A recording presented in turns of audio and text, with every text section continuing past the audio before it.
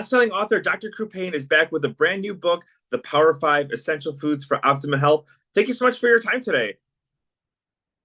Thanks for having me.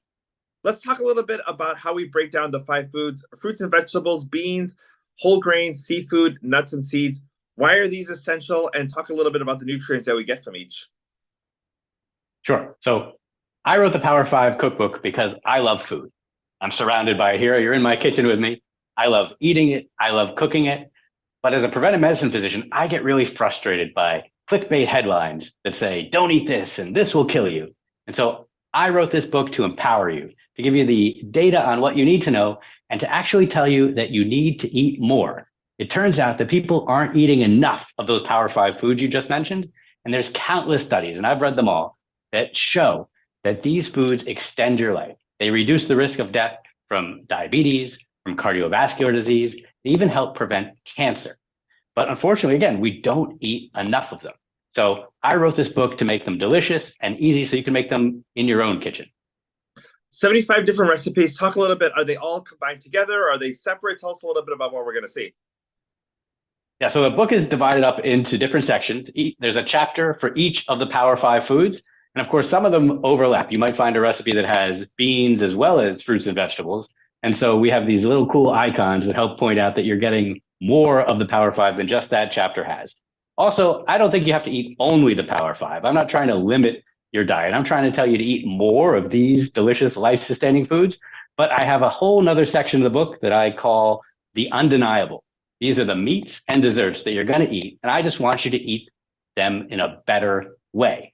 I used to work with a pastry chef, so I love sugar and I love dessert, but I show you ways to make them better for you. So you don't have to feel guilty. So you don't have to give up that birthday cake, but you get more birthday cake because you're living longer. Also, I visited ranchers and farmers all around the country. I decode labels for you, and I tell you the tips on how to find the best meat and make it the most delicious. But the thing is, I want you to eat mostly the Power Five foods. I want you to get 4 out of the 5 every day. I want your plate to be filled with them. I want you to get 5 out of the 5 at least once a week. And when you follow the recipes in my book, you're going to want to do that anyway. Let's talk a little bit about, because the holidays are coming up, and a lot of times people, might look at your book as like, oh, this is be a great New Year's resolution, and maybe get themselves into a situation where they don't want to starting, during the holiday season. Talk a little bit about maybe incorporating some of those things now so that we don't feel that guilt come, January 1st. Yeah, so I made this cookbook, the Power Five, not to be really a healthy cookbook. It's meant to be a cookbook, and then it just happens to be healthy. Because again, I love food and eating. So all of the recipes in this book are delicious, and they just happen to be good for you. So you're not going to feel guilty if you follow the Power Five. If you eat more fruits and vegetables, nuts and seeds, whole grains, beans, and fish, you're going to do great. And I have recipes in there that you might think aren't so good for you, but it turns out there's nothing wrong with them. For example, there's a recipe that you could bring to the holiday table for creamed corn. That doesn't sound good at all, right? It comes out of a can, it's loaded with sugar. My recipe contains corn, olive oil, shallots, a little bit of miso, and some water, and that's it. It has an amazing corn flavor. You're not going to miss the sugar. You're not going to miss the cream and butter, but your family is going to think it's there. So during the holidays, really focus on filling your plate with the Power Five, and you're not going to feel guilty.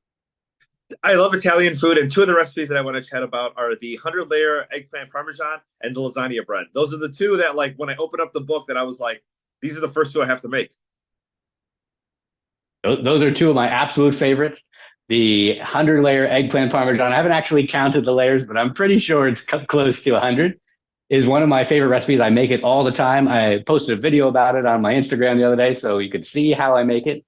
And it's easier than traditional eggplant parmesan and better for you.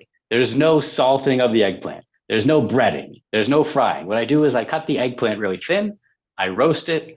I layer it as high as I can. And in between each layer, I put just the most simple tomato sauce and a little bit of basil and Parmesan cheese, or a little Pecorino Romano cheese, something that's a dry cheese. So that when you add just a little bit, it has tons of flavor. Bake it until it's nice and done, and a little crispy on the outside, and it's absolutely delicious. Because it has all those layers, it feels luxurious. It has that cheesy taste because of the sharp, strong flavored cheese you're using, but it has hardly any cheese. Again, no breading, much less saturated fats, carbs are less, It's absolutely delicious and actually a more traditional version of how they might make it in Italy. And the lasagna bread? The lasagna bread is kind of decadent. It is a sort of a loaf. It's kind of like a babka, a bread where the dough is all twisted and spread around, and so it has again many layers, filled with again a nice grated sharp cheese and tomato sauce, similar to the eggplant, but with bread instead. But the real trick to that is that I've made it whole wheat. Now, people always say eat more fruits and vegetables, eat more whole wheat, eat more whole grains, right?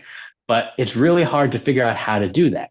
That's why I turned my kitchen, the one we're standing in right now, into a lab, testing different flours and different timing to make sure that you could make these recipes at home and make them delicious.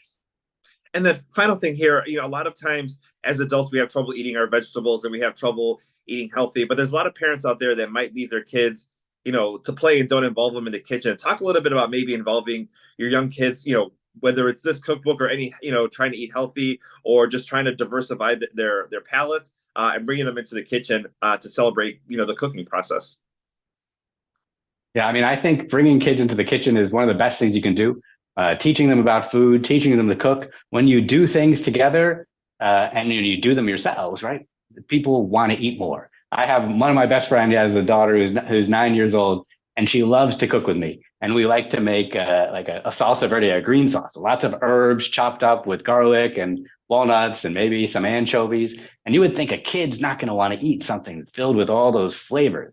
But because she made it herself, she loves it. So I encourage everyone, bring your kids into the kitchen, bring your whole family into the kitchen, make cooking a social event just like you make eating. Awesome. Dr. Crupain, thank you so much for your time today. Check out the brand new book, The Power Five Essential Foods for Optimum Health. And thank you so much for your time today. Thank you.